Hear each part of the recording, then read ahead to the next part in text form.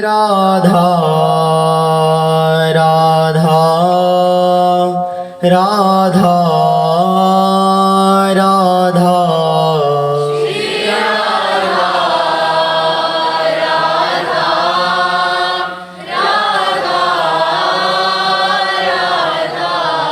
श्री राधा राधा राधा राधा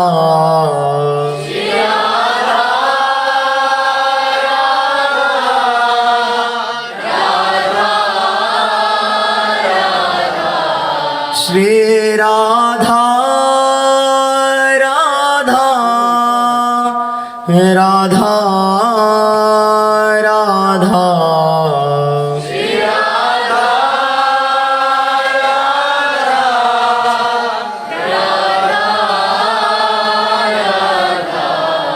श्री राधा राधा राधा राधा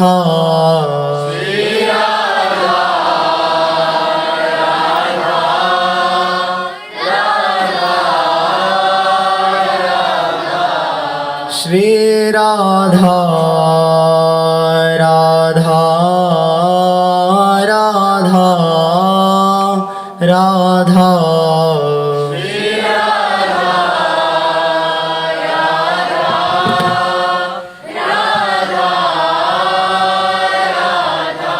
श्री राधा वल्लभ लाल की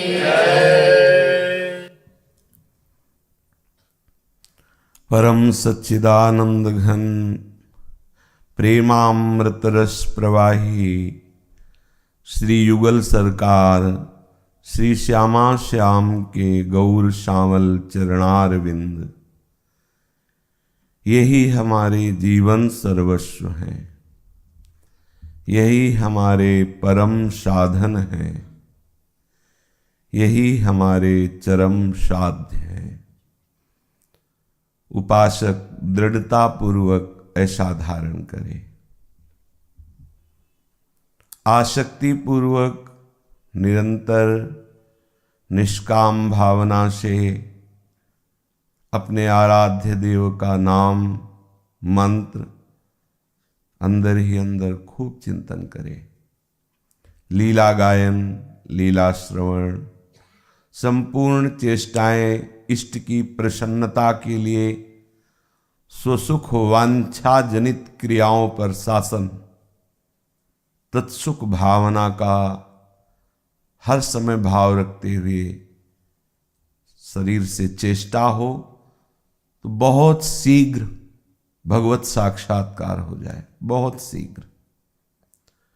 शास्त्रों में वर्णन किया गया है कि ये तीन है जो भगवत साक्षात्कार नहीं होने देते: मल, विक्षेप और आवरण। जब तक इन तीनों को नष्ट नहीं किया जाता तब तक भगवत साक्षात्कार नहीं हो सकता, चाहे ज्ञान मार्ग का पथिक हो, चाहे भक्ति मार्ग का पथिक हो। मल, विक्षेप, आवरण।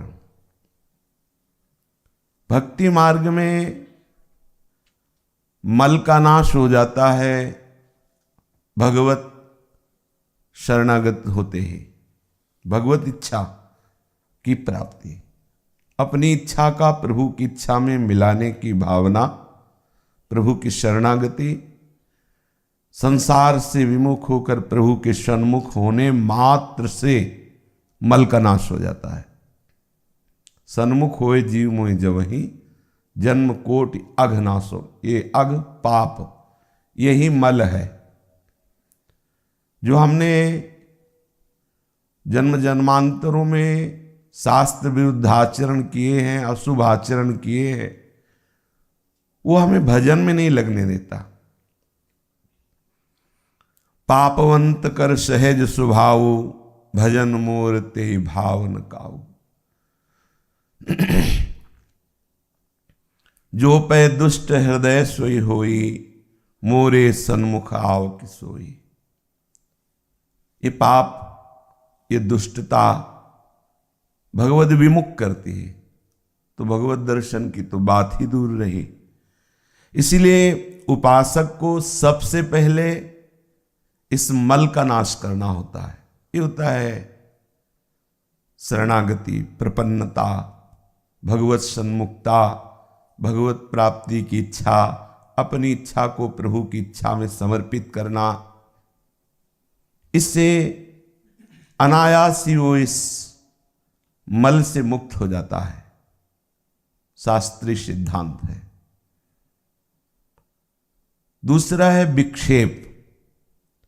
मन का बार बार पाप प्रवृत्तियों से प्रेरित होकर के विषयों की तरफ जाना या अन्य किसी सुख कामना से विषयों की तरफ चंचल होना, ये विक्षेप है। मन का जहां आप शरण हुए हैं, जहां आप प्रपन्न हुए हैं, जिनकी आप प्राप्ति करना चाहते हैं, उनसे विमुख जाना ये विक्षेप है। शरणागत होने पर मल का नाश स्वतः हो गया। अब विक्षेप को आपको निवारण करना होगा। ये जो बार बार विषयों की तरफ मन जा रहा है, वो चाहे किसी शुभ भावना से या अशुभ भावना से, अपने आराध्य देव के नाम रूप लीलाधाम, आराध्य देव की सुख भावना को छोड़कर मन का शुभ में भी जाना हमारे लिए विक्षेप ही है। तभी यह शुभ अशुभ दुर्ग विध्वंस बल तब जयति जयति जग उच्चरे। सेवक जी महाराज कह रहे, शरण निरापक पद रमित सकल अशुभ शुभ नंस, देत सहज निश्चल भगति सुजय जय श्री हरिवंश। शुभ और अशुभ दोनों हमारे लिए विक्षेप हैं।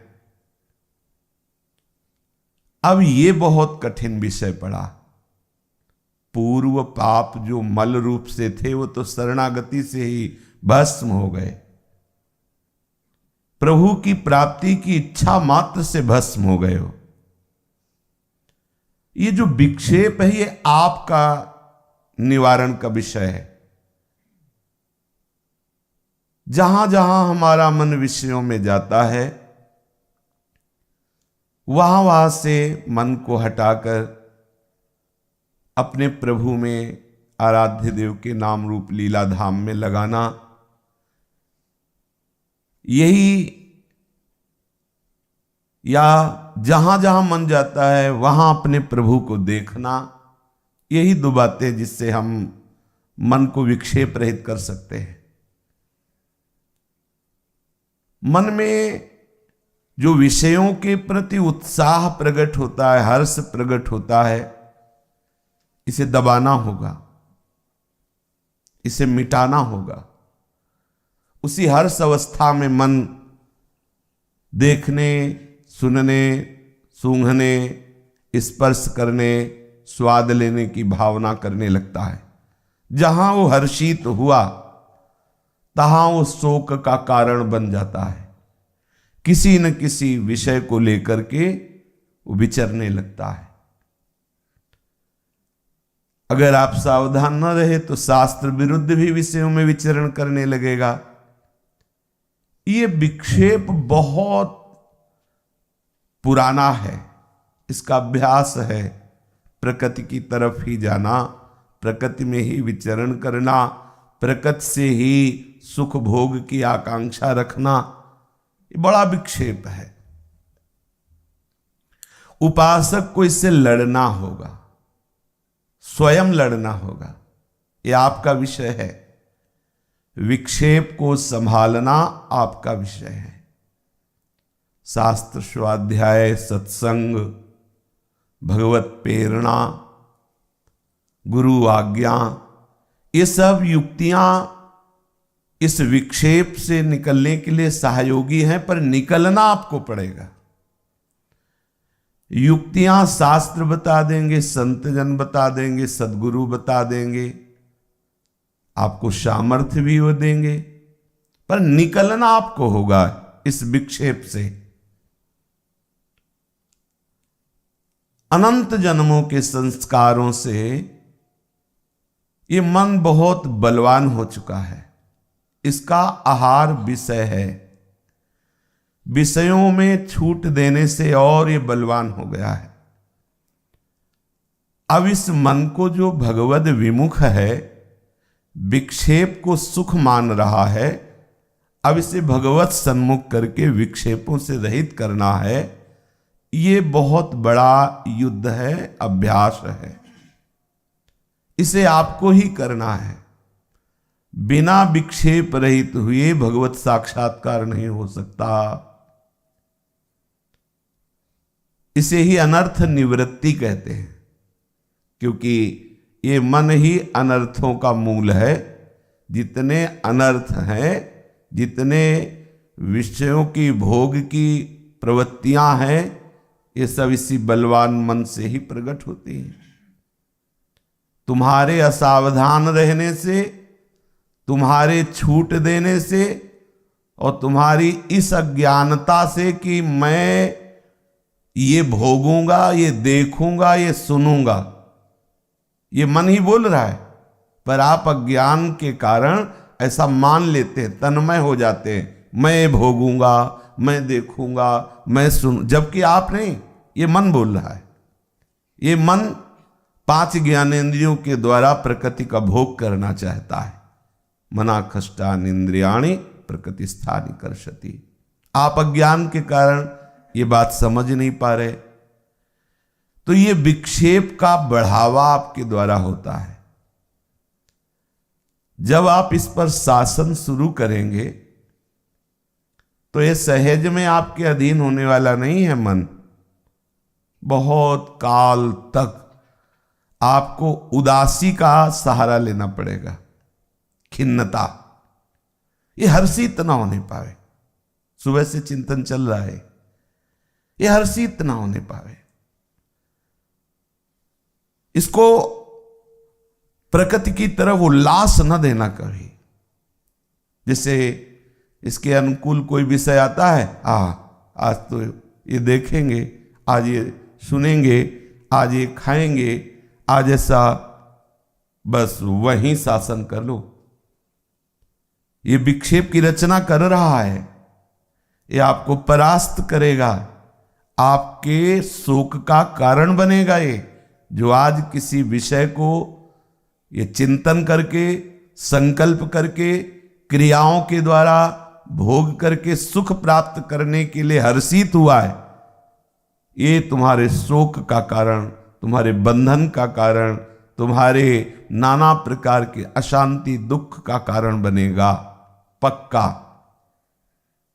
इसमें कोई संशय नहीं है। इसलिए आपको ये विक्षेप दूर करना है। जितनी भी इंद्रियों की भोग विलासिता है, ये आपका नहीं विषय है। आपने स्वयं मान रखा है कि मैं देखता हूं, मैं सुनता हूं, मैं भोगता हूं, मैं। ये आपका ज्ञान, ये आपकी अविद्या है जो आपको ऐसा भ्रम पैदा किए है। अब इसके निवृत्त करने के लिए शास्त्र संयम, जिस आहार प्रियता से मन हर्षित हो जाए उस आहार पर शासन करो। जैसे स्वाभाविक सबकी रुचि होती है अच्छे अच्छे स्वादिष्ट पकवान, स्वादिष्ट पदार्थों में, तो जब आपके सामने मनोनुकूल पदार्थ आवे, ये अमुक अमुक पद, वो हर्षित हो रहा है, रसेंद्री के साथ मिलकर वो हर्षित हो रहा है पाने के लिए, आप शासन में ले लीजिए। दुश्मन बलवान हो रहा है, अभी आपके अनुकूल होकर के वो आपको दिखाई दे रहा है कि बड़ा आनंद आएगा। फिर इसके बाद वो जो तुम्हारी दुर्दशा करेगा, तुम्हारे अंदर वासना पैदा करेगा, तुम्हारे अंदर, क्योंकि अधीन कर लिया ना तुम्हें, अब वो अपनी जब मनमानी चंचलता प्रकट करेगा, तब आप कहेंगे भजन में मन नहीं लगता। वैसा विक्षेप आपने डाल दिया, उसको अवसर दे दिया, उसी समय उसको शासन में लो जब वो हर्षित हो रहा है किसी विषय को देख करके। नहीं, आज तो हम उपवास करेंगे, अब वो जलाएगा। अरे बड़ी मुश्किल से तो ऐसा विधान बना, ये सब देखो पिज्जा बर्गर ये हाँ, और कह रहे हैं आज उपवास करेंगे। भजन तो रोजे ही करना है बाबा जी, अब कोई हमें पिज्जा थोड़ी खवाएगा। अब आज है, बन गया है तो बढ़िया सब। बिल्कुल आपको सच्ची बात कहते हैं, विक्षेप से आपको बचना होगा। एक ही विषय नहीं है, ये तो रसेंद्री का विषय है। श्रवणेंद्री से ये बड़े विचित्र विचित्र इसकी चालें होती हैं। अब गाना है राधा नाम ही, आप कैसे मन है बोले फिल्मी स्टाइल में गाओ। हाँ, तेरे जैसा यार कहाँ, राधा राधा राधा, और भी कई दुनिया ऐसे, मतलब मन है बस इसकी यही पकड़ करनी है। ये बहुत चंचल है और बहुत फंसाने वाला है, घुमा के फंसा देता है।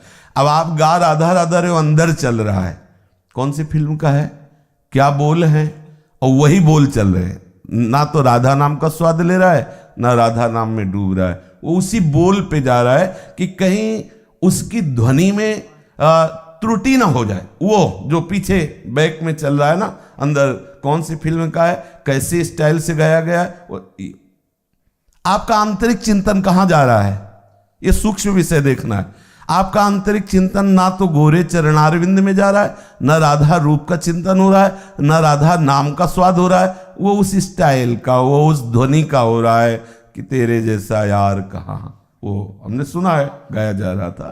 तो हमें सावधान रहना। श्रवणेंद्री, रसेंद्री, घ्राणेंद्री, त्वगेंद्री, यही हमारे विक्षेप हैं, और ये बहुत ऊंचाई तक बने ही रहते हैं जब तक आप पूर्णतः तैयार नहीं होंगे।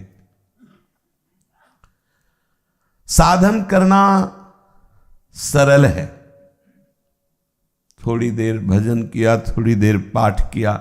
विक्षेप शून्य साधन करना बहुत कठिन है। विक्षेप शून्य, बहुत समय हो जाता है सतमार्ग में चलने का भाव लिए हुए, पर विक्षेप बनाए रखते हैं हम। विषयों के प्रति आकर्षण, विषय भोगों की क्रियाएं, इनसे हम निवृत्त नहीं हो पाते। हमारे पूर्व गुरुजनों से, महापुरुषों से, संतों से ये सीख मिली है। विक्षेप शून्य होकर उन्होंने भजन किया, विक्षेप शून्य होकर के। कहीं भी किंचन मात्र उनके जीवन में विषयों का आकर्षण नहीं पाया गया। जो बड़े बड़े महापुरुष रहे, बड़ा वैभव रहा, हरि बाबा, उड़िया बाबा, पंडित गया प्रसाद जी, बड़े बड़े महापुरुष जो यशस्वी, कीर्तिवान, तेजवान, महिमावान, प्रतापवान,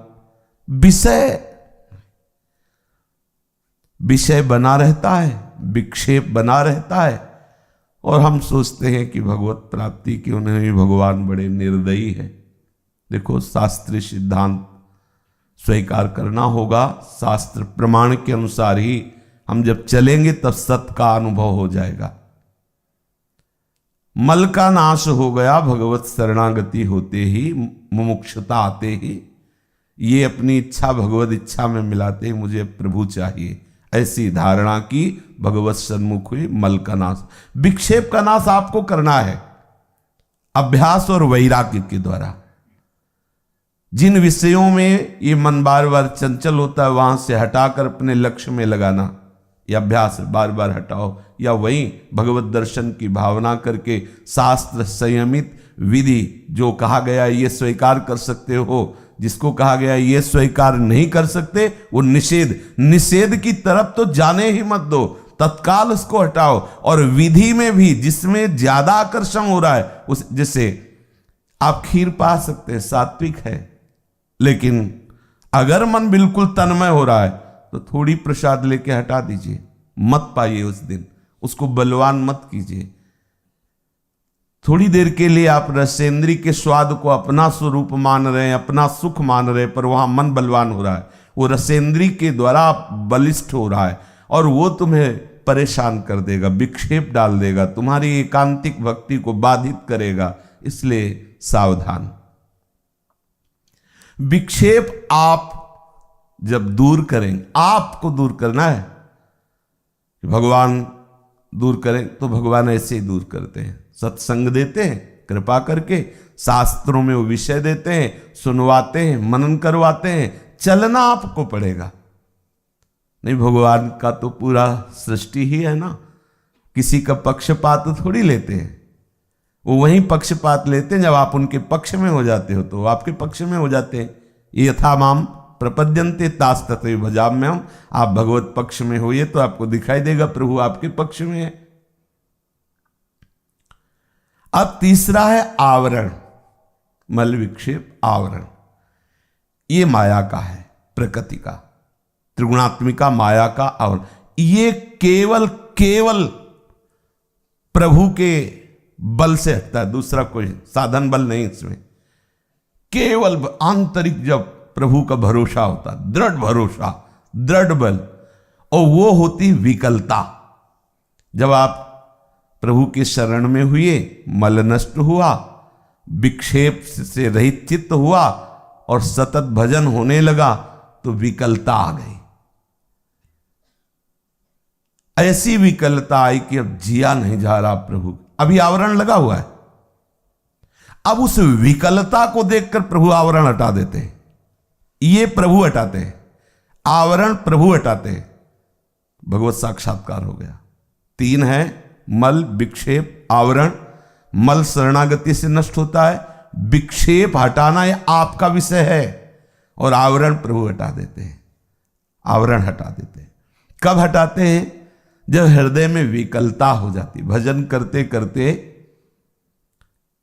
अभी जिससे थोड़ी देर भजन हुआ तो अपने को लगता है भजन हुआ है, और जब विक्षेप रहित भजन होगा तब आपके हृदय में भजन की भूख ऐसी पैदा होगी, पूछो मत, हृदय जलता रहेगा, खिन्नता उदासीनता ये छा जाएगी। त्रिभुवन के अच्छे से अच्छे भोग, पद, प्रलोभन, ये सब प्रभावित ही नहीं कर सकते, ऐसी जलन पैदा होगी। बस केवल अगर वो शांत हो सकती तो प्रभु दर्शन से, दूसरी जगह नहीं। मीरा जी कहते हमारी पीड़ा तभी मिट सकती जब वैद्य संवरिया हो। काकभूषुंड जी कहते बिनु देखे रघुनाथ पद जी की जरनी न जाए। हृदय में जो आग पैदा होती है, भजन आग पैदा करती है, उसी को विराग्नि कहते हैं। प्रभु के मिलन के बिना वो किसी और वस्तु से राजी नहीं हो सकती। इसी से आवरण हटता है, यही आवरण हटाने की केवल सामर्थ्य है, दूसरी नहीं। क्या हम रोएं, हम विकल हों तो पर्दा हटा देंगे।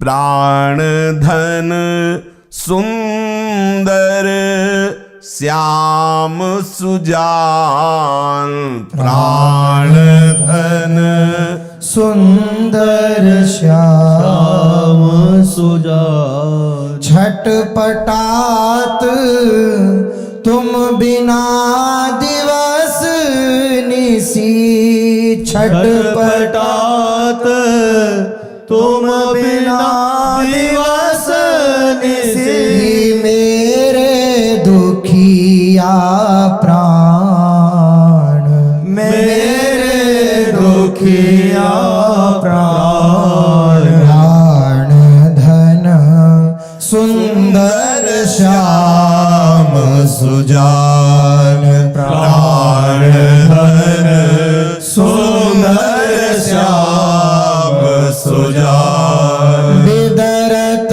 हियो दरस बिनु छिन छन, दुस्सह दुखमय जीवन, विदरत हियो दरस बिनु छन छन, दुस्सह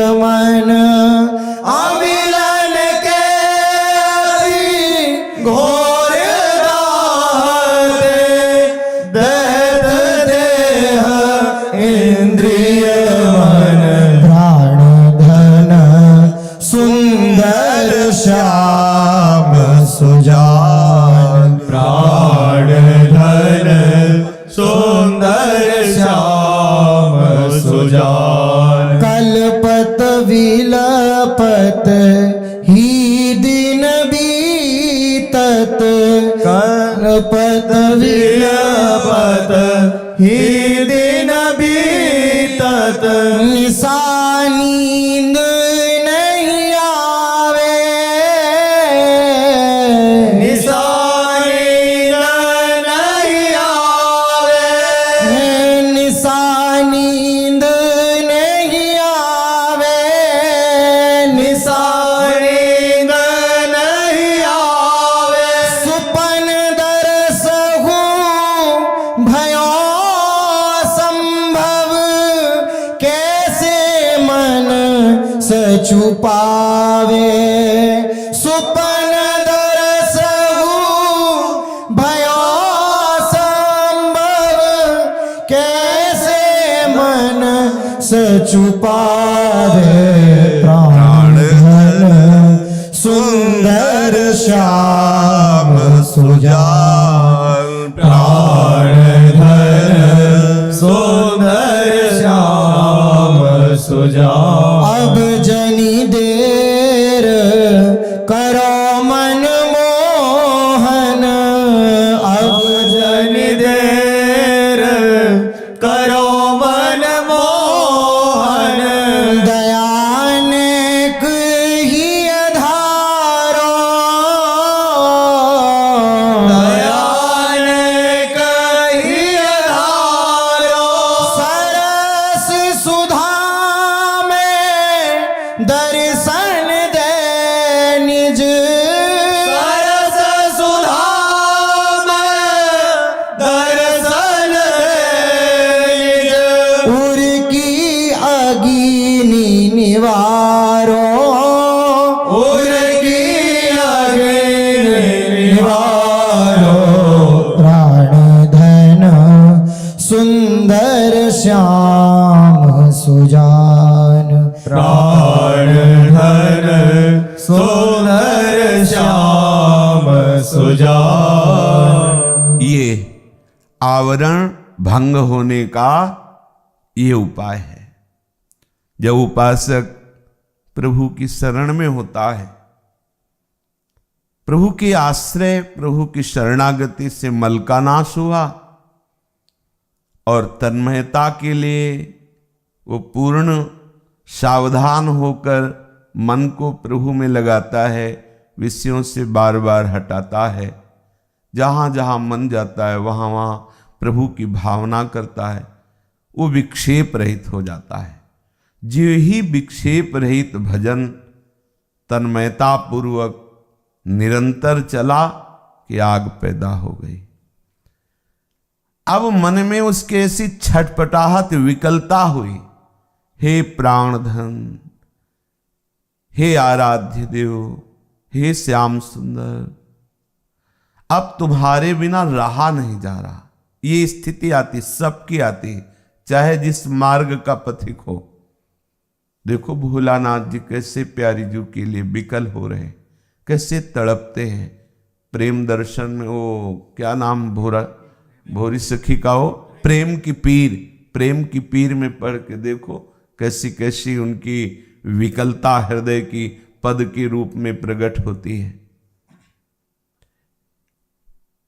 छटपटात तुम बिना दिवस निस मेरे दुखिया प्राण। हे सुजान, सबके मन की बात जानने वाले, हे श्याम सुंदर प्राणधन, अब बेचैनी इतनी बढ़ रही है कि सिर्फ आपके मिलन से ही ये दूर हो सकती है, दूसरा कोई उपाय नहीं। आवरण भंग करने के लिए ऐसी विकलता चाहिए, दूसरा कोई उपाय नहीं है। देख लो, जैसे हम कई दिन के प्यासे हों और हमको सुंदर घी के पकवान पवाए जाएं और भी अन्य अन्य पदार्थ, तो हमारे अंदर बात ये रहेगी कि पहले पानी, बाद में दूसरी सब बात। उसका स्तवन किया जाए, चंदन से ये सब बाद, पहले पानी, क्योंकि वो कई दिन से प्यासा है। पानी की ऐसी उसके अंदर लगन है कि जब तक पानी नहीं मिलेगा तब तक और कुछ अच्छा नहीं लगेगा। तन्मयता हो रही पानी में। हमारे अंदर भगवत दर्शन की ऐसी प्यास जगे। पहले प्रभु के दर्शन, पहले प्रभु का साक्षात्कार, फिर सच्ची मानिए कई कई दिन भोजन न मिलने पर भी वो कमजोर नहीं पड़ता। उसका आहार भजन होता है, आहार भगवत सुमिरन। सब इंद्रियां वैसे ही बलवान और पुष्ट बनी रहती है। बाहर से देखने में भले शरीर कमजोर हो जाए, उसकी आध्यात्मिक शक्ति बहुत बढ़ जाती है। जैसे विषयों का सेवन करने से बाहर शारीरिक बल भले कोई दिखाए कि बलवान, लेकिन अध्यात्म बल से रहित रहता है। भगवत मिलन की छटपटाहट आवरण भंग करने के लिए यही आवश्यक है। जो मोक्ष पुरुष है, ज्ञानी महात्मा है, वो आत्मबोध के लिए छटपटाहट होती है। पूज्यपाद सिउड़िया बाबा जी के चरित्र में पढ़ के देखिए, यहां तक कि वो शरीर विसर्जन करने के लिए भी तैयार हो गए गंगा जी में। अगर आत्मबोध नहीं होता तो ऐसे शरीर को रख के क्या। एक कवल भोजन 24 घंटे में पाना, जो भी है एक कवल में कर दो। बस एक कवल लिया, एक बार ही मुंह में जाएगा, बस दोबारा नहीं कि उस एक कवल को 4-5 भागों में बांट के, नहीं, एक कवल ऐसे मुख में रख लिया, बस वही। आश्चर्य है। पूज्य श्री राधा बाबा 24 घंटे में एक बार ही जल, एक बार ही भोजन, दोबारा नहीं, चाहे गर्मी हो सर्दी हो कुछ भी हो, एक बार। इन महापुरुषों ने दिखाया कि कैसी इनके अंदर जिज्ञासा प्रबल हुई, कैसी इनके अंदर आत्मबोध की पिपाशा प्रकट हुई। ये विक्षेप शून्य होने पर होगी।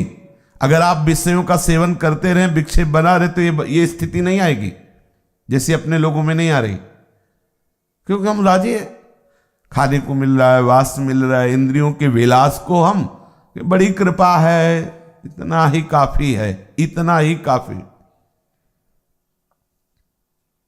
जब बिन देखे रघुनाथ पद जी की जरन न जाए, जरन हृदय में वो दाह पैदा हो, विक्षेप शून्य भजन में पैदा ही हो जाएगा, पर विक्षेप आपको ही त्यागना होगा। बिदरत हियो, कितनी व्याकुलता है। बिदरत हियो दरस बिन छिन छिन, दुस्साह दुखमय जीवन। जो मैं ऐसा जानती प्रीति की ये दुख होए, नगर ढिंडोरा पीटती, अजी प्रीति न करियो कोई। बहुत जलन है, बहुत व्याकुलता है। प्रीतम, अगर तुम नहीं आते हो तो प्राण निकल जाएंगे।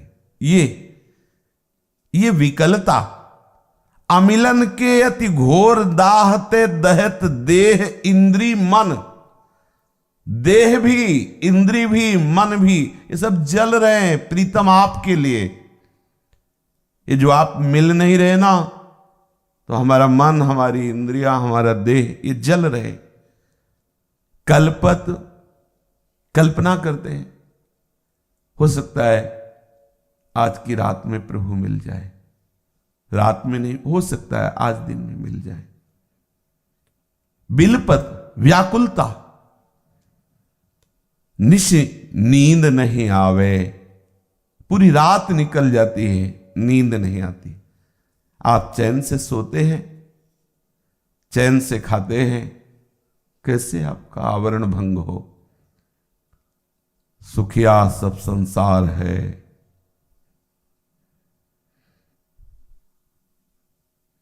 खावे और सोवे, दुखिया दास कबीरा है, जागे और रोए।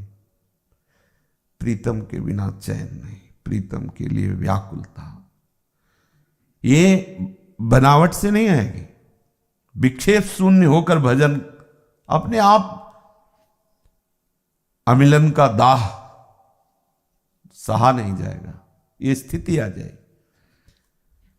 प्रभु वैसे तो आप बड़े कृपा सिंधु कहे जाते हो, लेकिन स्वप्न में भी तो नहीं आते हो। सुपन दरसहु भयो असंभव, कैसे मन सच पावे। स्वप्न में भी तो नहीं आ रहे हो, कैसे संतोष पावे मन। अब जन देरी करो मनमोहन, दया नेक ही धारो। सरस सुधा में दर्शन दे निज, उर्की अगिन निवार। हमारा हृदय जल रहा है। हे करुणा निधान प्रभु, इतने कठोर मत बनो, द्रवित हो जाओ, मिल जाओ प्रभु, मिल जाओ। ये अंदर से व्याकुलता, दुस्साह दुख रूप विरह की ये ज्वाला प्रभु को सहन नहीं होती। जब दुस्साह, किसी ने भाई जी महाराज से प्रश्न किया, साधन करते करते इतने दिन व्यतीत हो गए, परंतु ना तो प्रभु का प्रेम प्राप्त हुआ और ना प्रभु ने दर्शन दिया, इसका क्या कारण है? किसी ने भाई जी से प्रश्न किया, तो भाई जी ने कहा इसका पूर्ण कारण तो भगवान ही जानते हैं, क्योंकि वो दर्शन नहीं दे रहे, और या फिर आप जानते हैं कि प्रभु दर्शन क्यों नहीं दे रहे। आप बहानेबाजी कर रहे हैं और आप प्रश्न कर रहे हैं। इसका कारण या तो भगवान जानते हो या आप जानते हैं। आप बहानेबाजी करके ये साबित करना चाहते हैं, प्रभु को दोषी बनाना चाहते हैं, या आप ये साबित करना चाहते हैं कि आप भजनानंदी, आप बहुत भजन किए और प्रभु बड़े कठोर हैं, उन्होंने प्रेम नहीं दिया, ना तो दर्शन दिए।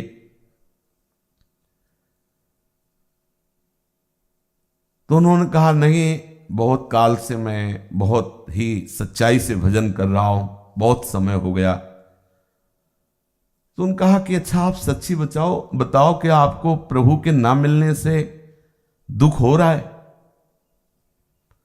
प्रभु से प्रेम ना होने पर आपके चित्त में बेचैनी है? भोजन अच्छा लगता है, नींद अच्छी लगती है, दिन चैन से कट रहा है? तो उनका कभी कभी तो ऐसा आता है कि प्रभु क्यों नहीं मिल रहे, तो ऐसा तो नहीं कि हम बहुत दुखी हो या बेचैन हो।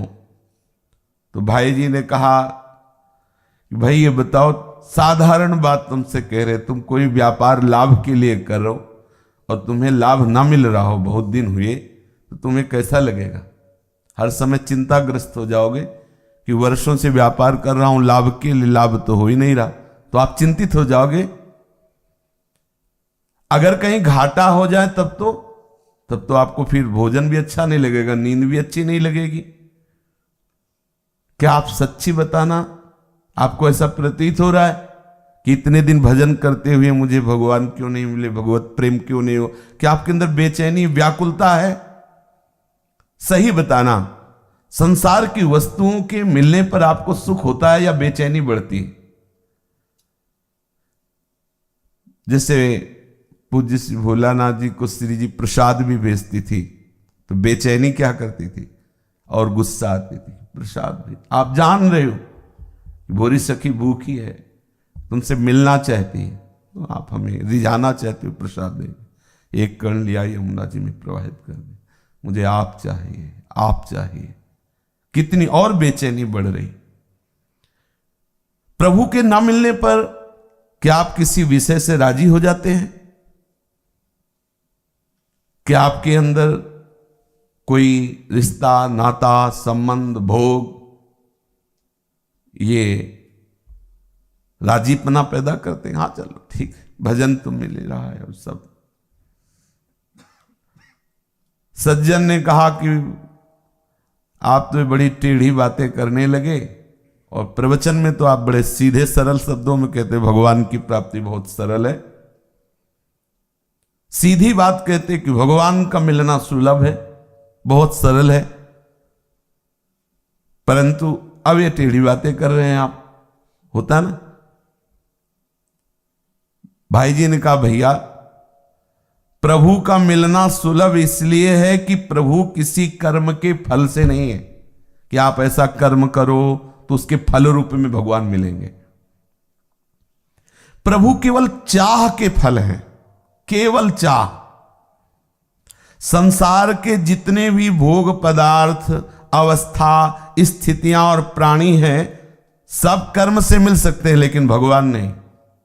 भगवान कर्म से नहीं मिलते, भगवान प्रारब्ध से नहीं मिलते। कर्म से फल मिलेगा क्या? भोग पदार्थ, अवस्था, स्थितियां, संसारिक प्राणी पदार्थ आदि, लेकिन भगवान कर्म का फल नहीं है। संसार की प्रत्येक स्थिति, अवस्था की प्राप्ति कर्म अपेक्षित है, चाह से केवल नहीं होगा। समझ रहे? संसार की प्रत्येक स्थिति, अवस्था, वस्तु, पदार्थ की प्राप्ति केवल चाह से नहीं होगी, कर्म से होगी। और भगवत प्राप्ति केवल चाह से होगी, केवल, वो किसी कर्म के परिणाम से नहीं होगी।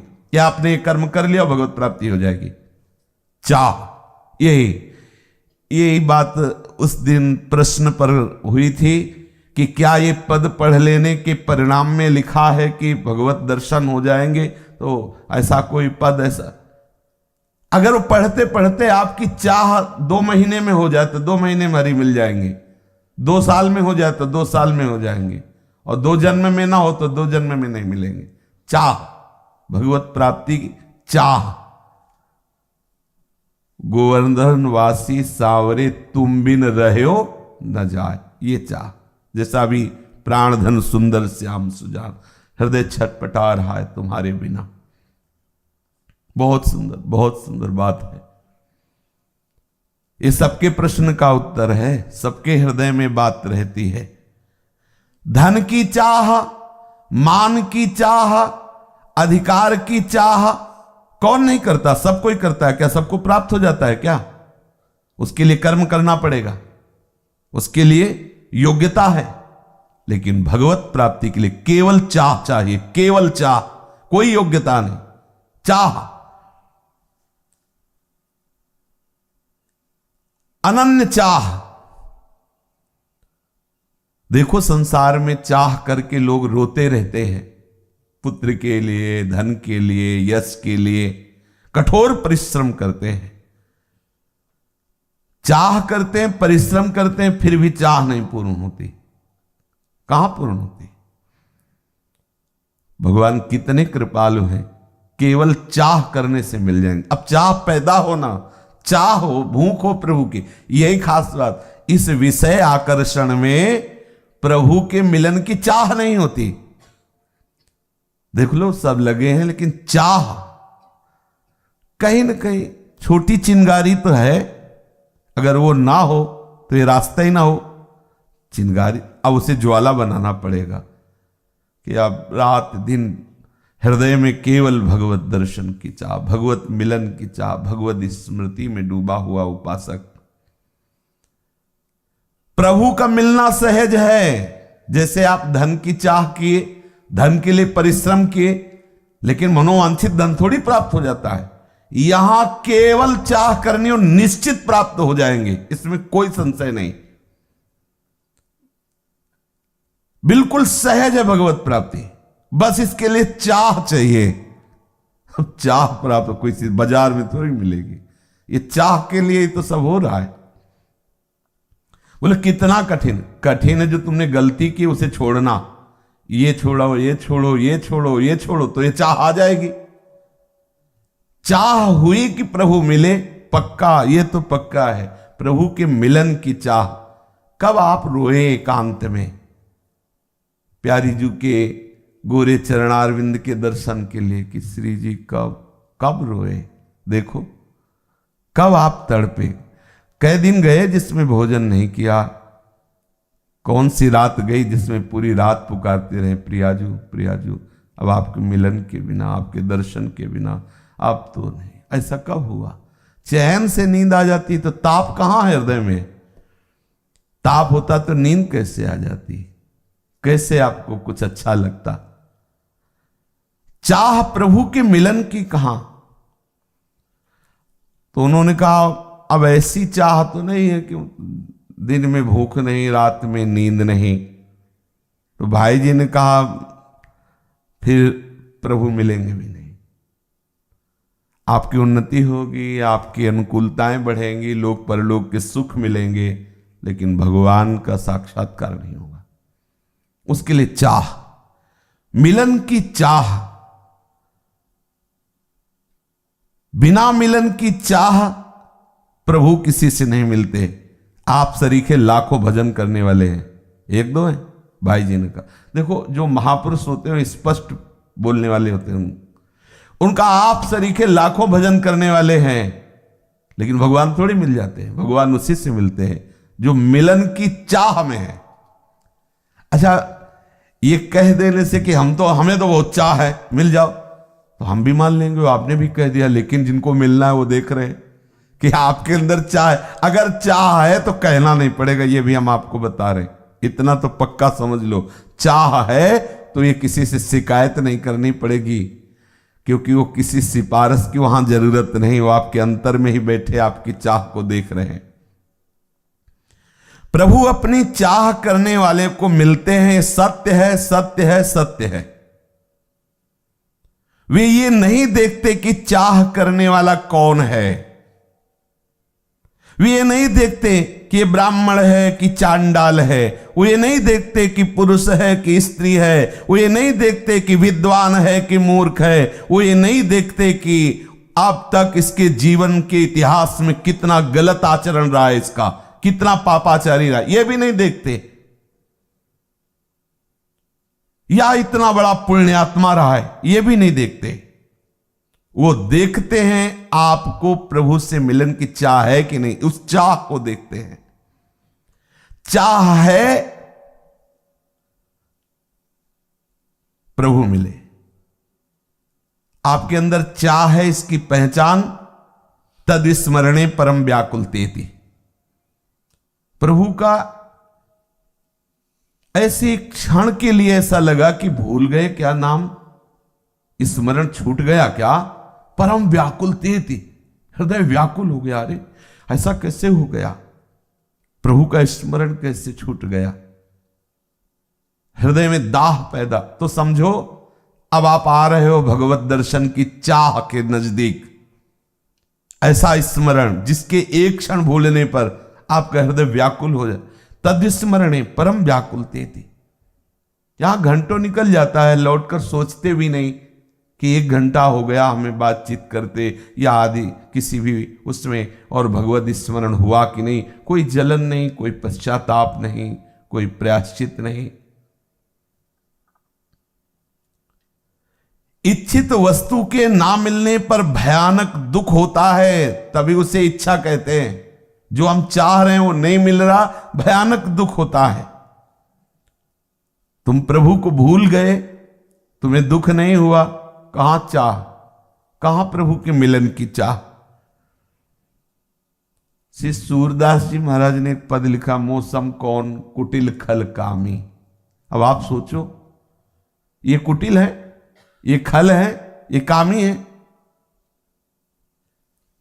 कभी ऐसे आभास हो गया होगा कि प्रभु को भूल गए, हमें लगता है कोई विषय आकर्षण है तभी तो प्रभु को भूल गए। अरे जिन्होंने हमें मानव शरीर दिया, जिन्होंने हमें अपने चरणों की भक्ति दी, उनको मैं भूल गया। पद की रचना कर दी, मौसम कौन कुटिल खल। मैं कितना कुटिल हूं, मैं कितना खल हूं, कितना कामी हूं। विषय सेवन के लिए मैं भगवत विस्मरण कर दिया, और विषय सेवन में क्या हो, कहीं 1 सेकंड के लिए कोई वृत्ति ऐसी भ्रमात्मक भास हो गई कि क्या भजन छूट गया क्या, तो पद रचना कर दी।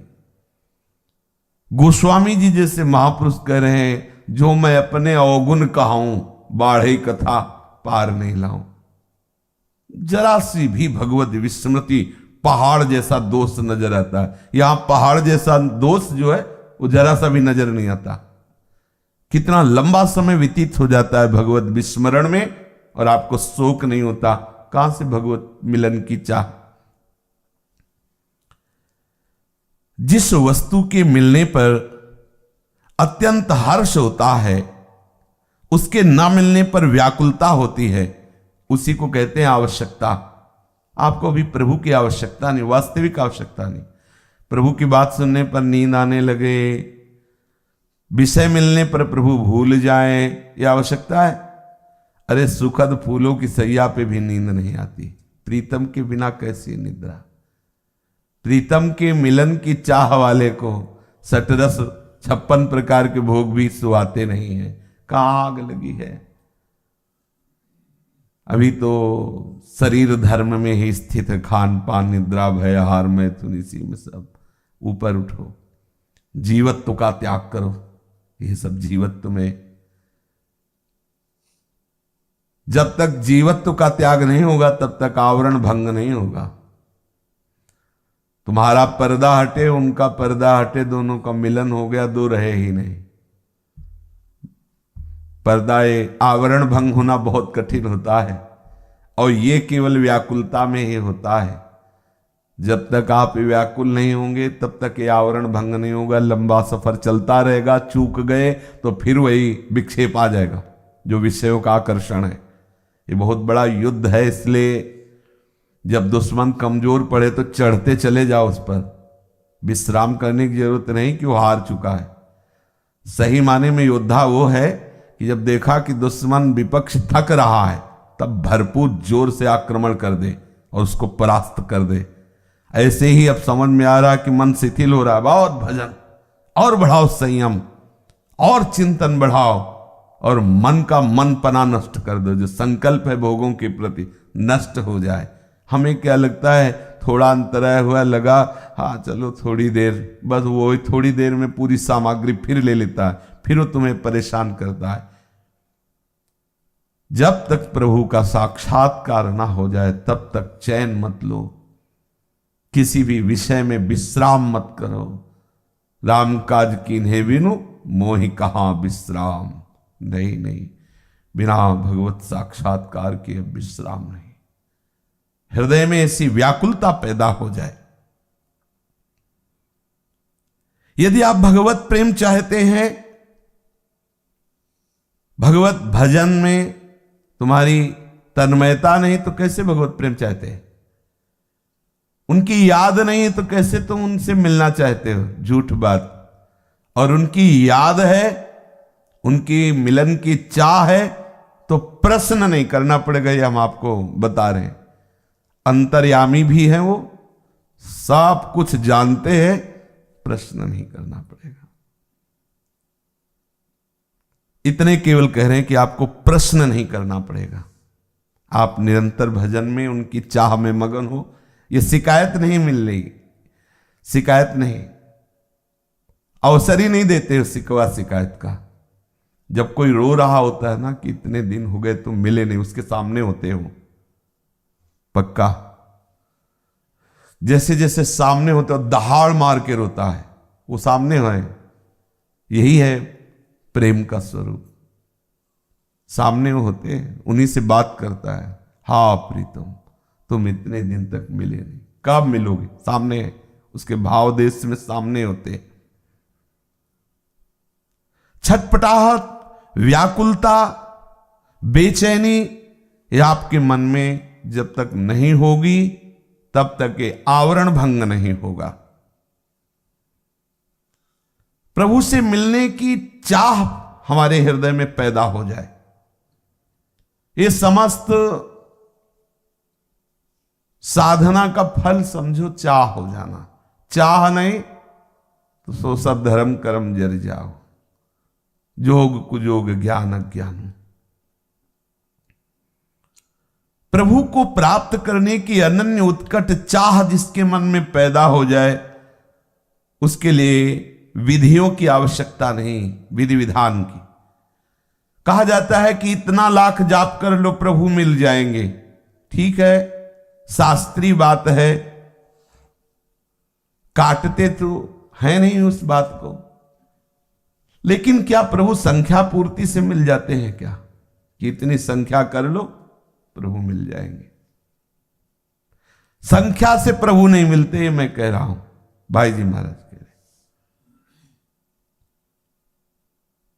और ये भी नहीं कह रहा कि नाम जब संख्या से नहीं करना चाहिए, ऐसा नहीं। पर ये मत सोच लो कि इतनी संख्या में कर लोगे तो प्रभु मिल जाए। चाह पैदा हो जाए 10 दिन में तो 10 दिन में मिल जाएंगे। और चाह पैदा ना हो तो 10 जन्म में भी नहीं। चाह और विकलता प्रभु क्रिया से नहीं मिलते। प्रभु के लिए कोई बना हुआ नियम नहीं है, कोई मोल नहीं है कि इतनी तपस्या, इतनी क्रिया, इतनी संख्या करने के बाद भगवान मिल जाएंगे। भाई जी महाराज बोल रहे हैं चाह से मिलते, सिर्फ चाह से, जितने में चाह पैदा कर लो। प्रभु के लिए जितनी अधिक व्याकुलता होगी उतनी जल्दी मिलेंगे। उसके लिए प्रभु उतना ही व्याकुल हो जाते हैं जितना उपासक व्याकुल होता है प्रभु के लिए। प्रभु शीघ्र मिलने के लिए विवश हो जाते हैं। उपासक जब यहां उदास होता है तो प्रभु उधर उदास हो जाते हैं। उपासक जब मिलन की छटपटाहट से युक्त होता है तो प्रभु छटपटाने लगते हैं मिलने के लिए। प्रभु से उतना शीघ्र मिलना चाहते हैं। इसलिए ऐसी अवस्था में हमें एक बात देखनी कि हमारे अंदर चाह वास्तविक है या नहीं, इस चाह में वृद्धि करनी है। वेदांत शास्त्रों में बात देखी गई, वर्णन किया गया है मुमुक्षुता की आवश्यकता है। मुमुक्षुता, मैं मुक्त होना चाहता हूं, तभी उसे ब्रह्मबोध होगा। अगर मुमुक्षुता नहीं तो वेदांत पढ़ के प्रवचन करो वेदांत का, मुक्त नहीं होगे। उस ब्रह्मबोध अवस्था को, आत्मबोध अवस्था को नहीं प्राप्त होगे। उसके लिए मुमुक्षुता चाहिए, व्याकुलता, स्वरूप का बोध। सर्व वेदांत सार संग्रह नामक ग्रंथ में आचार्य चरण ने वर्णन किया है मंद मुमुक्षुता, मध्य मुमुक्षुता, तीव्र मुमुक्षुता, तीव्रतर मुमुक्षुता और तीव्रतम मुमुक्षुता। तीव्रतम मुमुक्षुता, जिया नहीं जा रहा, ब्रह्मबोध हो जाएगा। बस यही तो भक्ति में भी है। तीव्रतम लालसा, अब आपके बिना रहा नहीं जा रहा।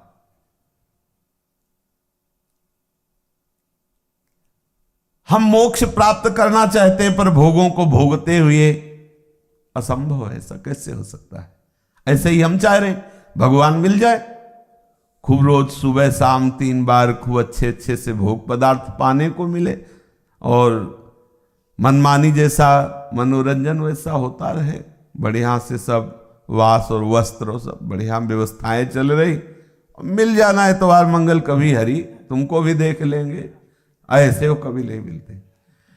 भाई देखो हम आज श्रृंगार करके प्रिया प्रीतमा के, अब कोई तो देखने वाला हो, तुम देख लो भैया। ऐसे वहां इतने देखने वाले हैं कि नयनों की कुंज बनी हुई है, नयनों की कुंज, सखियों के नेत्रों की कुंज। हाँ, आपके अंदर व्याकुलता, किसी भी महापुरुष के चरित्र को पढ़ के देख लो, उसकी व्याकुलता ही प्रभु को विवश की है, उसकी व्याकुलता। कैरात्रि जाकर भजन किया है, आप देख लो। अगर कहा गया कि 3 बजे उठो तो उसमें भी कई तरह की वकालतें होती हैं, और अगर जग भी गए तो सत्संग में झटके मारते नजर आते हैं। अपने को तो सब दिखाई देता है ना कि आप कितनी गहराई से डूबे हुए हैं।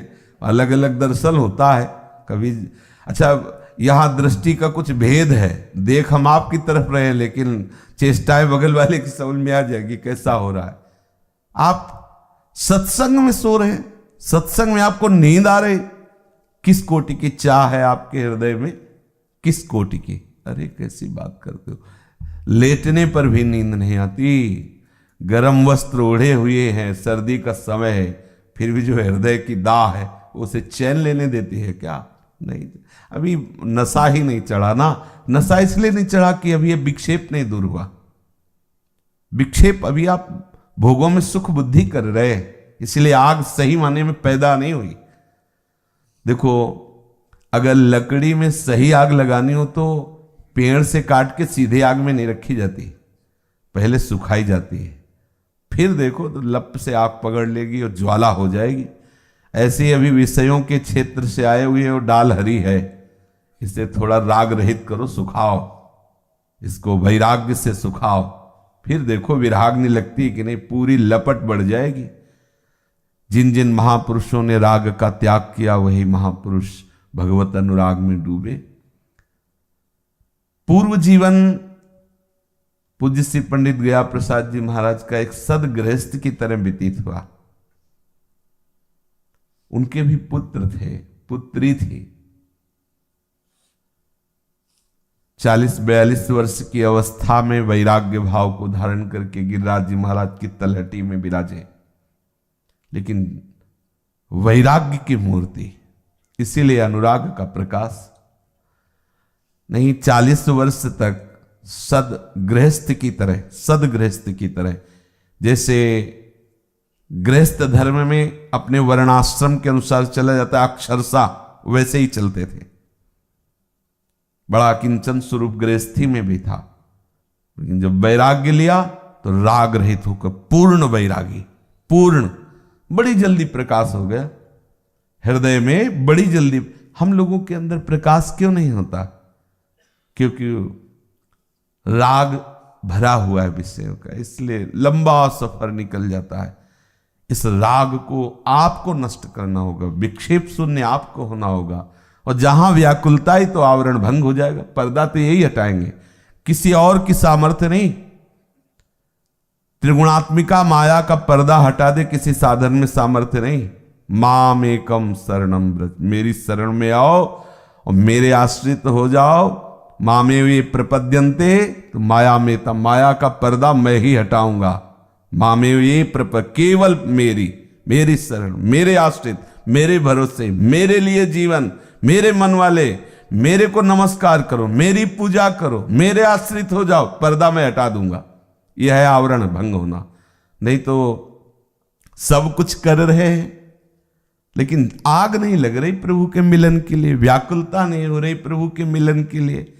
अगर तीव्रतम लालसा नहीं है तो कैसे प्रभु मिलेंगे? किसी भी संत का चरित्र पढ़ के देखो, और ये लालसा इसी से प्रकट होती। भजन परायण, आप जितना नाम जप करेंगे, जितना भजन करेंगे, आपके अंदर ये विक्षेप नष्ट होता है। अभी हमारा भजन विक्षेप युक्त है। जिस दिन विक्षेप मुक्त भजन होगा ना, स्वाभाविक होने लगेगा। फिर अरे क्षण क्षण में जो अंदर होता है उसका कोई शब्द थोड़ी कि वर्णन कर सके। ना, कुछ अच्छा नहीं। सबसे पहली धराए आती, अब कुछ अच्छा नहीं लगता, कुछ सुहाई नहीं देता। फिर आती, जिया नहीं जाता। कैसे जिए? जो चाहिए वो है नहीं, और जो नहीं चाहिए वो घेरे। क्या करें उसके लिए? अब चाहिए भोजन, और सोना चांदी के आभूषणों से उसे घेर दो। उसे चाहिए भोजन, भूखा है कई दिन का, अब उसे सोना चांदी और भी धातुएं सब ऐसे आसपास यहां तक कर दो। अरे बड़ी कीमती चीजें हैं। वो कहेगा आग लगे तुम्हारी कीमती चीज में, मुझे सूखी रोटी नमक दे दो, मुझे भूख लगी है। एक साधारण अन्न की भूख सब कुछ त्याग करवा देगी। हटाओ ये सब किस लिए? हमें नहीं चाहिए, हमें रोटी चाहिए। और भगवत भूख, सोना चांदी अच्छा लगेगा और भी भोग अच्छे लगेंगे, बस उसके अंदर यही होता, मुझे प्रभु चाहिए। प्रभु की चाह ये केवल भजन से ही होती है। विक्षेप शून्य भजन, तो विक्षेप निवारण के लिए ही प्रभु ने सत्संग दिया है। जिसे आप विक्षेप नहीं मानते हैं विषय सेवन को, वही आपका विक्षेप है। सत्संग के द्वारा पता चलता है, विवेक बताता है। नहीं तो बुद्धि तो क्या क्या निश्चय करवा रही, विवेक ही उसमें बीच में खड़ा हो जाता है। नहीं, असत भोगों का राग ही तुम्हारा विक्षेप है, शरीर का राग ही तुम्हारा विक्षेप है, लोक लोकांतर के सुख की ऐषणा ही तुम्हारा ये विक्षेप है। शास्त्रों में कंचन कामिनी कीर्ति, लोकैषणा, पुत्रैषणा, वित्तैषणा, ये तो विक्षेप है। इससे आपको बचना होगा। इतना भजन करना होगा कि आपको याद ना आवे न शरीर की, न किसी शरीर संबंधी की, न शरीर भोग की। इतना भजन करना होगा। भगवत प्राप्ति के लिए कितना भजन करना होगा कि प्रभु के चिंतन में इतना डूबो कि शरीर की याद न रहे। इसीलिए तो कहा जाता है भगवत प्राप्ति कठिन है। किस लिए? शरीर का, शरीर संबंधियों का, भोगों का विस्मरण करना कठिन हो रहा है। बस यही कठिनता है, भगवत प्राप्ति कठिन नहीं। भगवत प्राप्ति सरल है, ये भोगों का राग त्यागना बड़ा कठिन है। और इनका राग त्याग कराने के लिए सत्संग सर्वसमर्थ है। तभी कहा व्रतान यज्ञ छंदांसी तीर्थान यमा यमा। इनके द्वारा हम राग त्याग नहीं कर सकते, सत्संग के द्वारा राग त्याग हो। क्योंकि सत्संग में रोज सुनते हैं कि ये सब विक्षेप है, ये बाधक है, तो एक दिन हमारे दिमाग में बैठ जाए, हमारी बुद्धि में बैठ जाए कि हाँ ये बाधक है, आप स्वीकार कर ले बाधक है, खत्म खेल। यहां हम स्वीकार करवाना चाहते हैं बाधक है, और आप स्वीकार किए हैं कि ये सुख है, इसीलिए युद्ध चलता रहता। आप स्वीकार कर ले तो इष्ट के देने पर भी वो सुख स्वीकार नहीं करता उपासक, इष्ट के देने पर भी। ना ना महाराज, आप हमारी परीक्षा मत लो, हम ऐसे सेवक नहीं हैं कि व्यापारी हो, हमें सिर्फ आपका प्रेम चाहिए, आप चाहिए, आपसे भी नहीं चाहिए कुछ, आपसे भी नहीं चाहिए। अरे बोले प्रभु ने दिया है, और नहीं चाहिए, प्रभु ने दिया है, हमें खिलौना नहीं चाहिए, हमें प्रभु चाहिए। आप मिलो, फिर जैसे चाहो वैसे रखो, पहले आप मिलो, शर्त है आप मिलो, बस जहां चाहो रखो, जैसे चाहो। जिसे भगवत रसिक जी कहते हैं, नरक स्वर्ग अपवर्ग आस नहीं त्रास है, जहां राखो ता रहो मान सुख रास। जैसे रखोगे वैसे रह लूंगा, पहले हमें आप मिलो। जब तक आप नहीं मिलते तब तक हम और कुछ स्वीकार नहीं कर सकते, किसी भी तरह से हम दस्तखत नहीं कर सकते राजी होने का। राजी होंगे तो आप सामने होगे तब, इसके बाद जैसा चाहो वैसे रखो, जहां चाहो वहां रखो, पहले आप मिलो, पहले आप मिलो, पहले आवरण भंग करो। ये पर्दा ठीक नहीं, प्रेम में पर्दा नहीं, पर्दे से हमारा हृदय जलता रहता है और आप पर्दे से मुस्कुराते रहे, ऐसा नहीं, पर्दा हटा के मुस्कुराओ। देख तो रहे हो आप, पर्दा हटाओ, पर हटेगा तभी जब आप उनसे इस बात के लिए हट कर लोगे। आपका हट जरूरी है। और वो इतने खिलौने भेज देते हैं कि वो हट हमारा बह जाता है। जहां खिलौने भेजे और उनमें खेलने लगे तो कृपालु मां की तरह देखते, खेल रहा है, खेलो, फिर रोना शुरू किया और उससे अच्छा खिलौना दे दिया। जब किसी भी खिलौने से मत खेलो, रोते रहो। रुदु सुस्वरम राजन, कृष्ण दर्शन लालसा, फिर प्राप्त हो जाएंगे।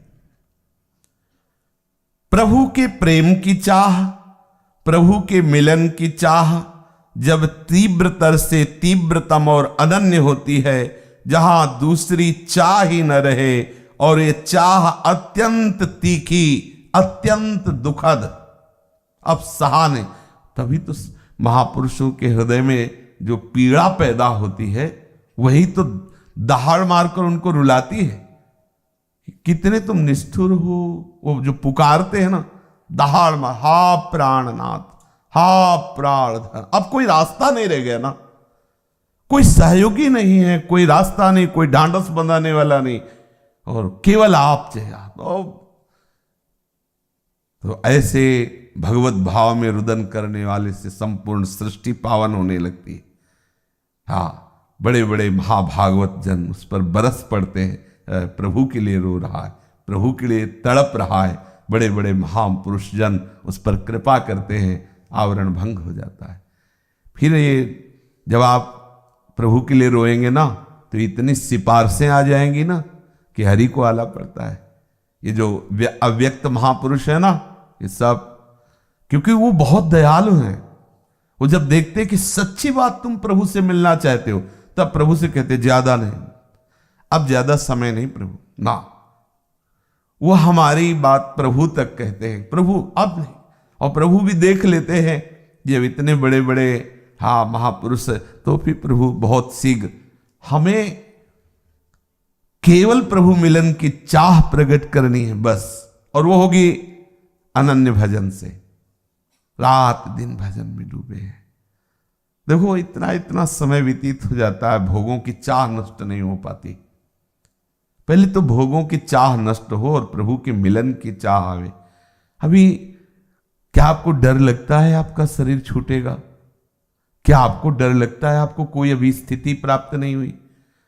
क्या आपको इस बात पे डर नहीं लगता कि हम किसी भी परिस्थिति में प्रभु को भूल जाते हैं, किसी भी परिस्थिति में तन्मय हो जाते हैं, किसी भी भोग में हम राजी हो जाते हैं, कोई भी घटना हमारे चित्त को आसक्त कर ले? आपको डरना चाहिए कि अभी कोई हमारी स्थिति नहीं है, अभी हमारी निडर स्थिति नहीं है ना, निर्भय वाली स्थिति। कोई भी भोग आया हरि को नहीं भूले। पूरा समय व्यतीत हो गया, लेकिन हरि का विस्मरण नहीं हुआ, तब आपको एक आनंद के लाभ बात बन गई, स्थिति आ रही। कोई भी घटना घटी, आपको विक्षेप नहीं हुआ, हरि स्मृति में आप डूबे हुए, अभी कोई स्थिति नहीं आई। डट के भजन करो और हट के भजन करो, भोगों से हट के भजन करो, प्रभु के नाम में डट के भजन करो, तो हृदय में व्याकुलता प्रकट हो जाएगी, प्रभु के मिलन की चाह। प्रभु की प्राप्ति का एक यही उपाय है, यही शुभ वेला है। देश काल पात्र के भेदभाव की यहां कोई वार्ता नहीं है। आप किस देश के हो, आप पात्र हो कि कुपात्र हो, कोई यहां बात, यहां चाह की बात है। देखो, दंडकारण्य में पात्र ही पात्र तो थे सब ब्रह्म ऋषि, लेकिन वो चाह जो सबरी मैया के अंदर थी वो सबके अंदर नहीं थी। प्रभु केवल सबरी मैया से मिले, केवल सबरी मैया से, क्योंकि विकलता थी, रोज इंतजार था, बस यही इंतजार, रोज नवीन चाह बढ़ती चली जा रही थी। कब गुरुजी ने कहा था प्रभु जरूर आएंगे, प्रभु जरूर मिलेंगे, इसी चाह ने प्रभु श्री रामचंद्र जी को विवश करके सामने उपस्थित करा दिया। इसी प्रकार की प्रेम की चाह, प्रभु मिलन की चाह, न देश न काल न पात्र, जगत की कोई वस्तु की आवश्यकता नहीं हमारे प्रभु को। बढ़िया बढ़िया फल फूल अर्पित कीजिए तो हरि मिल जाएंगे, बढ़िया स्वर्णाभूषण और कीमती कीमती पोशाक, 56 प्रकार के भोग, सब प्रभु इनसे नहीं मिलते, प्रभु चाह से मिलते हैं, चाह से। जितने स्वाद से सुदामा जी के तंदुल पाए, विदुरानी जी के केले के छिलके पाए, सबरी जी के बेर पाए, और भी प्रेमी उपासकों के द्वारा दिए हुए पदार्थ पाए, अब धन्ना जाट की बाजरे की सूखी रोटी, शायद 56 भोग पा के कभी प्रभु ऐसा नहीं प्रशंसा की होगी जैसे इन महा, जो प्रभु में तन्मय होकर के प्रभु के प्रेम में डूबे हुए, वो वस्तु की बड़ाई थोड़ी होती है, उनकी प्रेम की बड़ाई होती है, उनके अनुराग, जो उसमें अनुराग मिला हुआ पदार्थों से।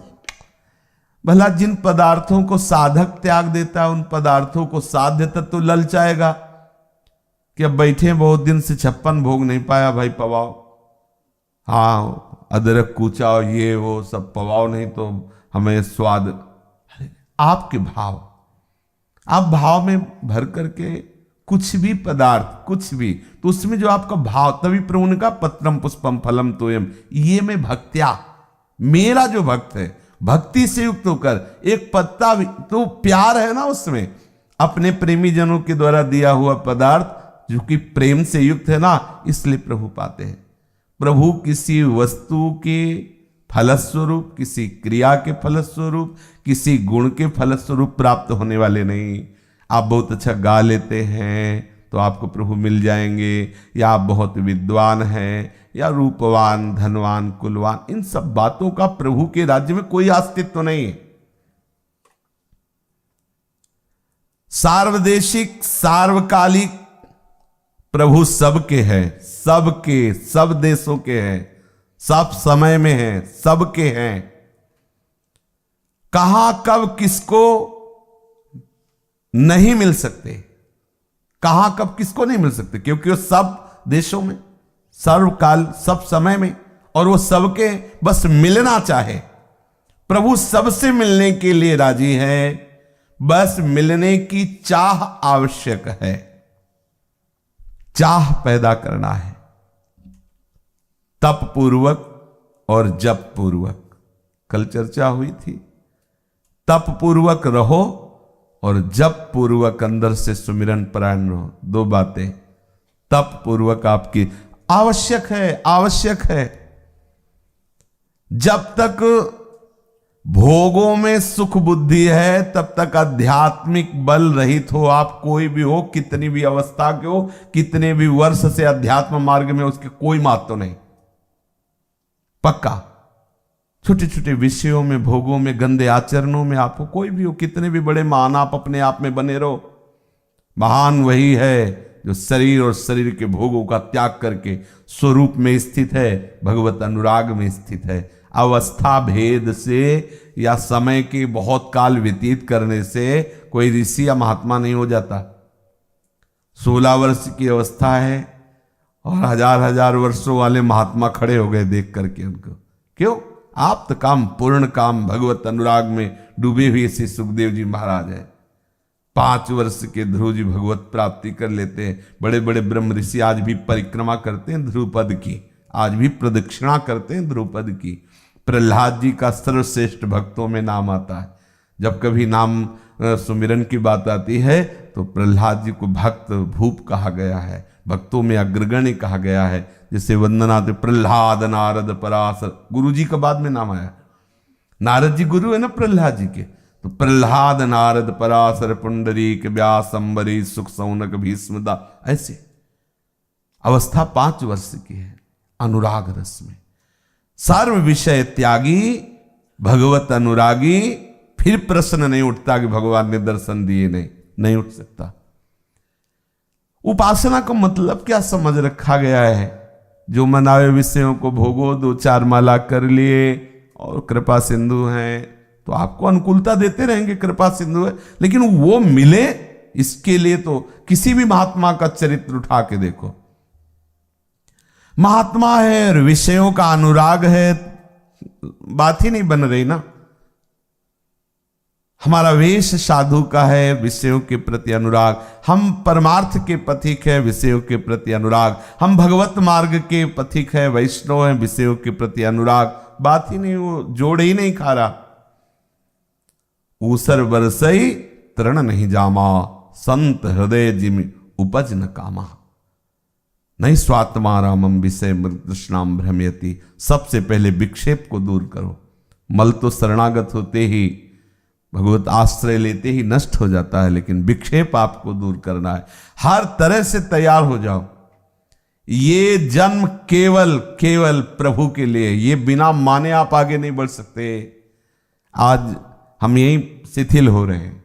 जहां कोई विषय हमें परास्त करता है तो हम राजी हो जाते हैं, फिर बस यही लगता है कि जैसे बने जिंदगी काटो, ये आ जाता है। उत्साहहीनता आ जाती है, बस लगता है चलो खान पान मिल रहा है, वास हो रहा है, ठीक, कभी ना कभी तो कृपा सिंधु के भनक पड़ेगी कान, और चलो ऐसा करके पड़े रहो तो हो जाएगी भगवत प्राप्ति। ऐसा कह के भी तो चलो तो आपके अंदर चाह पैदा हो, लेकिन आपकी तो अन्य चाहे हैं, अन्य वासनाएं हैं, आप अन्य भोगों में राजी हो। ये बहुत खतरनाक है, अन्य भोगों में राजी हो जाना। अपने परमार्थ के पथिक के लिए विषय पुरुष की चर्चा है क्या, वो तो उसी में लगा है, वो तो बेचारा है। वो तो दृष्टि में बेचारा है कि वो बेचारा जिसे छोटा बालक खिलौनों में राजी है, से विषयों में राजी है। आप परमार्थ के पथिक है, इसके लिए आपको। अच्छा, ये कोई दुख की बात है?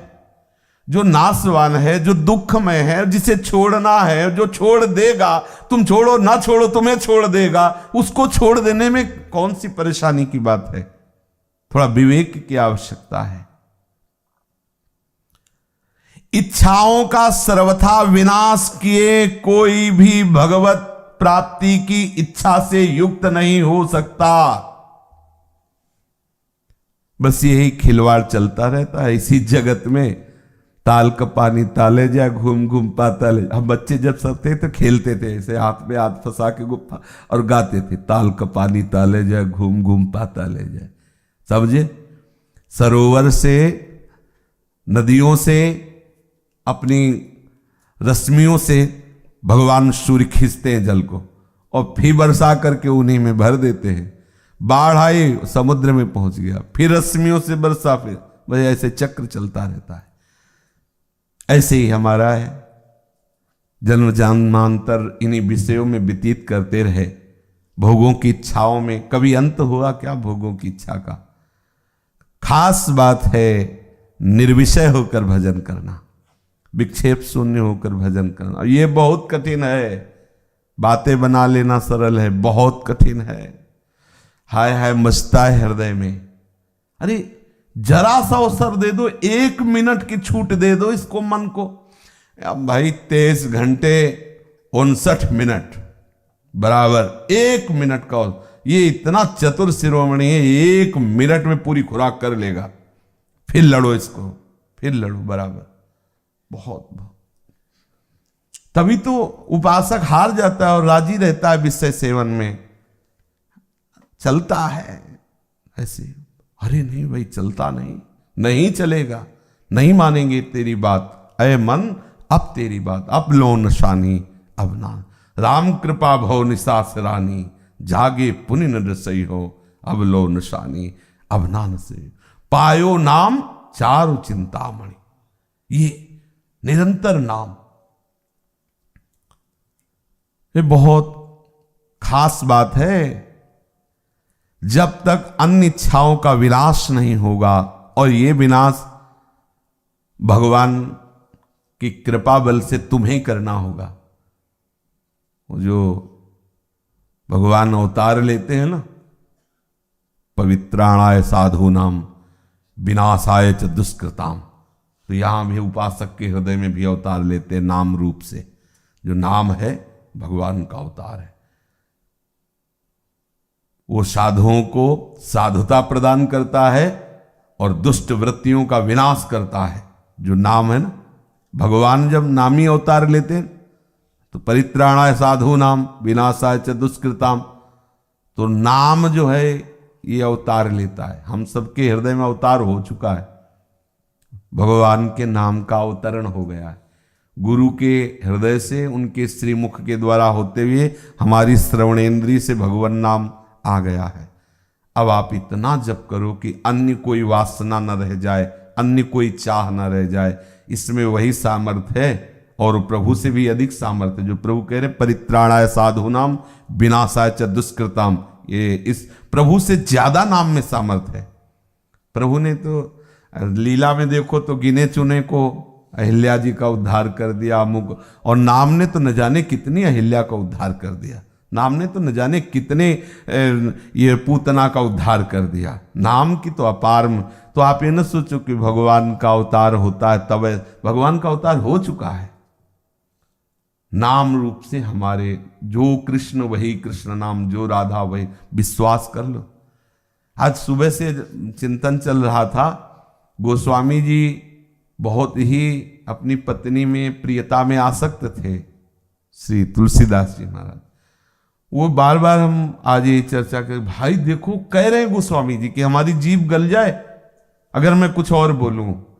भगवान शंकर और उमा को साक्षी करके कहता हूं कि मुझे जो स्थिति प्राप्त हुई है केवल 2 अक्षर है, राम, यही के। वो बोल रहे चिल्ला के, पकड़ो ना ये बात।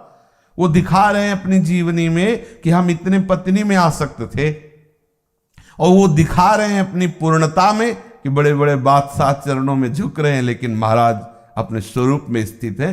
किसी के ऐश्वर्य से प्रभावित नहीं, किसी के सौंदर्य से प्रभावित नहीं, किसी भोग से प्रभावित नहीं। ये कैसी स्थिति आई? तो कह रहे हैं हमारी जबान गर जाए अगर मैं कुछ राख के बोलूं। परम सत्य बात, भगवान शंकर साक्षी है। बस जो कुछ प्राप्त हुआ है 2 अक्षर से, मेरे माई बाप ये 2 अक्षर है, रामा। आपको राधा नाम मिला है, कृष्ण नाम मिला है। पायो नाम चारु चिंतामणि, उर करते न खसई हो। हृदय रूपी हाथ में हमने ये चिंतामणि नाम को पकड़ लिया है। नाम, किसी भी सहायता की आवश्यकता नहीं है आपको, किसी की सहायता की आवश्यकता नहीं, आपके प्रभु है। ये भी बात समझ लीजिए, पूर्व में किसी कर्म के ऐसे फल की जो आपको भगवत प्राप्ति, ऐसी कोई कर्म की सामर्थ्य नहीं। एक प्रेम प्रकट करने, एक चाह प्रकट करने की सामर्थ्य भगवान नाम में। अगर जैसे कहा जाता है भगवत प्रेमी महात्मा, वो सब नाम करेगा, ये नाम का बल है, वह सब करा दे। कहां खोजोगे? 2 बूंद आंसू निकल जाए तो भगवत प्रेमी थोड़ी हो गए हम। भगवत प्रेमी तो अलग है। जिनका हर समय हृदय प्रभु के अनुराग रस रंग में रंगा रहता है, वो तो वो प्रभु ही मिलाएं तो मिल सकते हैं। ऐसे थोड़ी भाई 2-4 बूंद आंसू आ गए। प्रेम सदा बढ़िबो करे, जीव शशि कला प्रवेश, पै या में पूनो नहीं, ताते कबहु न शेष। कभी इसमें पूर्णिमा नहीं होती, हर समय प्रेम प्रतिक्षण वर्धमानम बढ़ता रहता है, पर अनुभव में यही आता है कि कहाँ हमारे अंदर प्रेम। ऐसे दैन्य और भगवत अनुरागी का मिलन भगवत कृपा से ही होता है।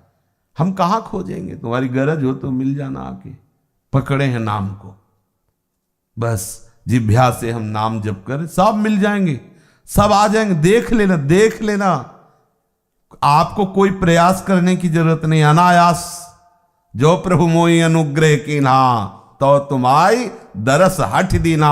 हठ पूर्वक करो दर्शन, करो संभाषण हमसे, वो आकर के कहेंगे। केवल आप नाम, प्रभु का चिंतन, प्रभु की स्मृति, बड़ी विलक्षण बात है। प्रभु के मिलन को केवल रोक रहा है ये विषय मिलन, ये विषय प्रियता, ये विषय की आकांक्षा, ये भजन में बहुत बाधक है। भक्त को इससे सावधान होना चाहिए। भक्त को अपने प्रीतम के मिलन के लिए, तड़पने के लिए भजन को बचाओ, भजन को खूब बढ़ाओ, भजन में ही डूबे रहो, भजन की ही आकांक्षा करो, भजन के सिवा और कोई दूसरी बात नहीं। सार बात, सब बात भजन से बनेगी।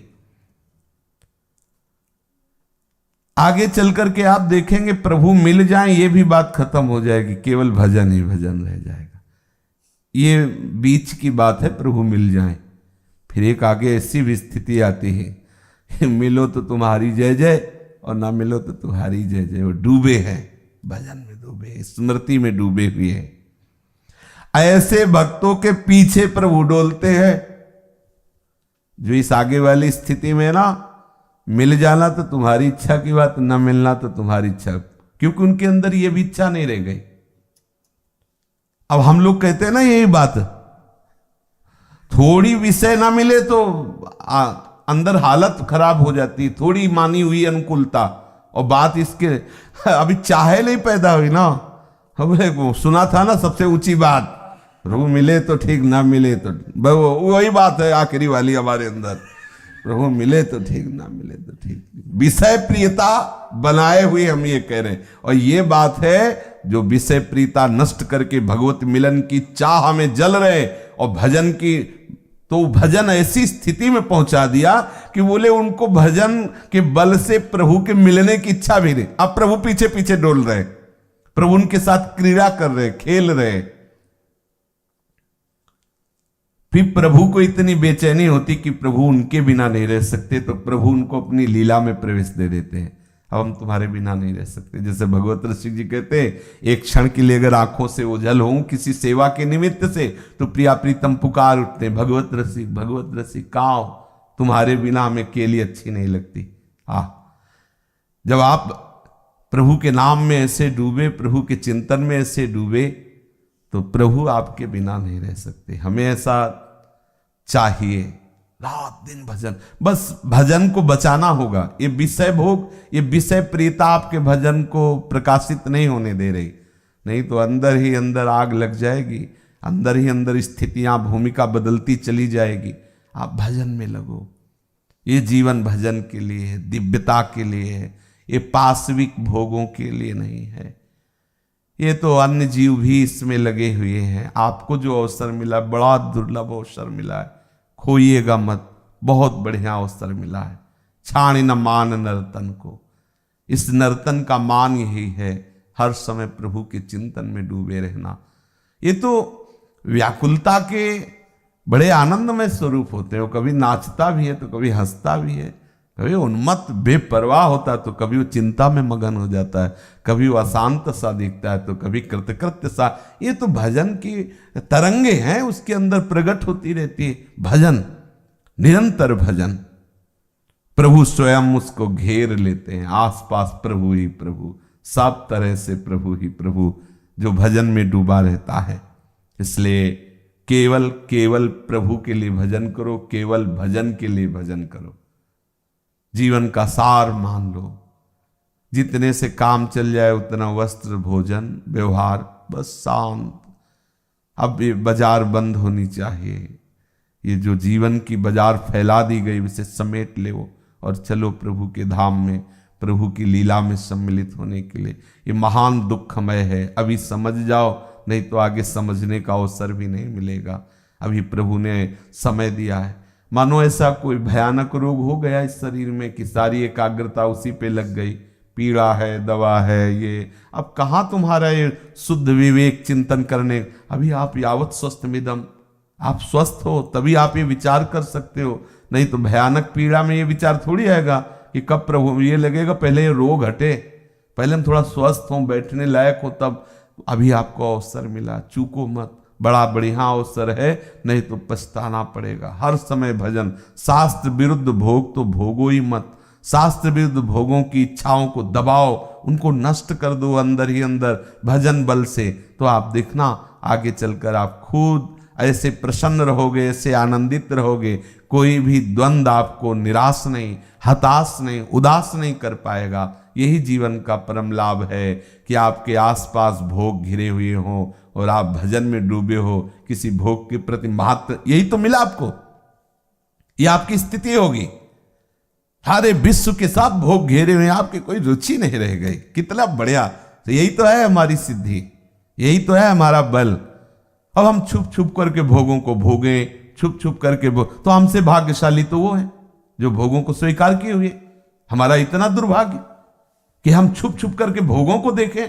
नहीं नहीं भाई, फिर भगवत मार्ग के ये सौभाग्य भगवत मार्ग का कि भेष परिवर्तन करके हम छुप छुप करके भोगों को देखें, ललचाएं और जलें उन भोगों के लिए जिन भोगों को एक पापात्मा जीव भी भोगता है। उन भोगों के लिए हम इतना गिर जाएं, इतने आसक्त हो जाएं कि हम छुप छुप के और अपने को अभागी समझें कि हमें ये भोग नहीं मिला। कैसी मूढ़ बुद्धि, कैसी हमारी मलिनता। समझो, अपने स्वरूप को समझो, अपने मार्ग को समझो। हमारी बाधा यही है, इसे छोड़ो। प्रिया प्रीतम इंतजार कर रहे हैं मिलने के लिए, आगे बढ़ो। श्री राधा वल्लभ लाल की जय। जय जय श्यामा, जय जय श्याम, जय जय श्री वृंदावन धाम। जय जय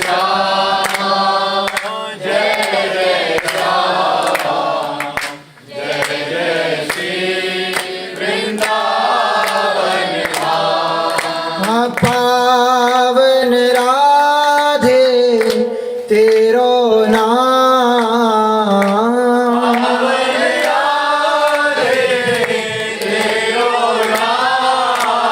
पावन राधे तेरो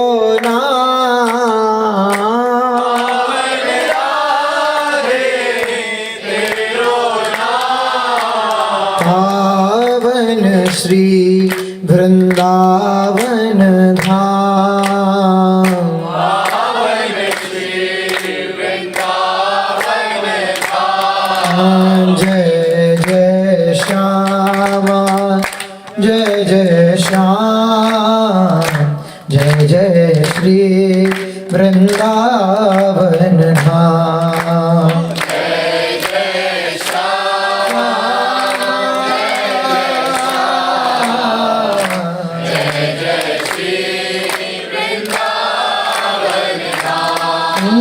मेरी श्यामा मेरो श्याम,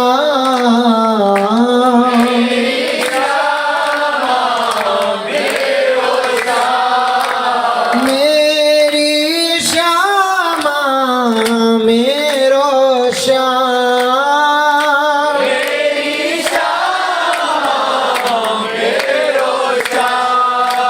मेरो श्री वृंदावन धाम,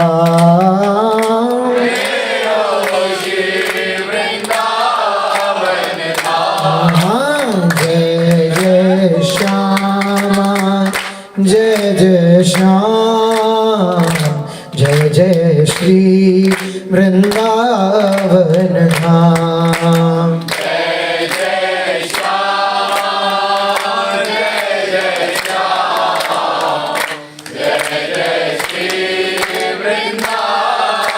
श्री राधा राधा राधा राधा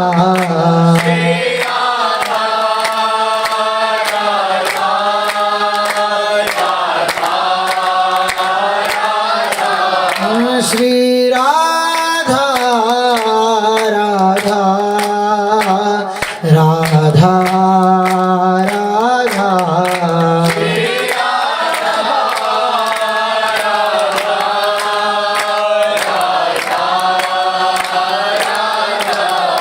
श्री राधा राधा राधा राधा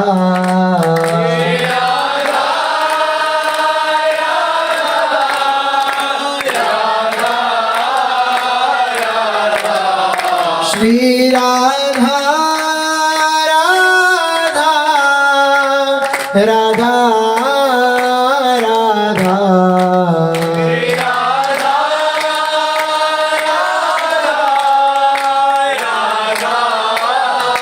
राधा श्री राधा राधा राधा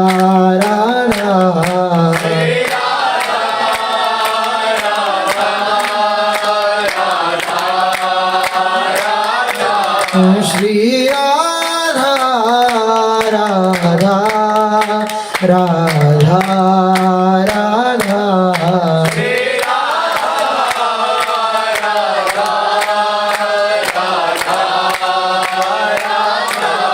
श्री राधा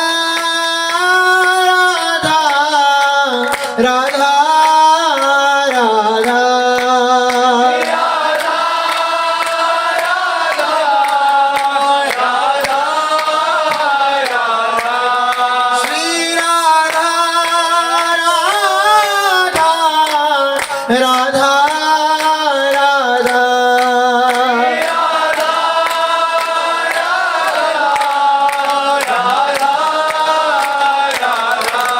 श्री राधा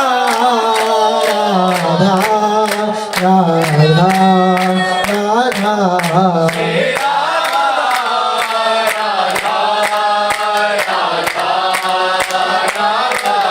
श्री राधा राधा राधा राधा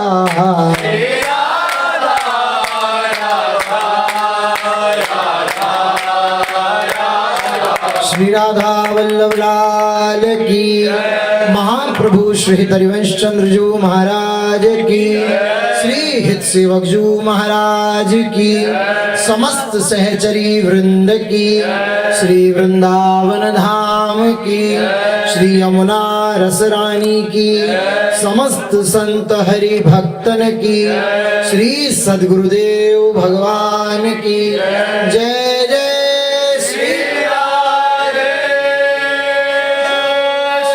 जय जय श्री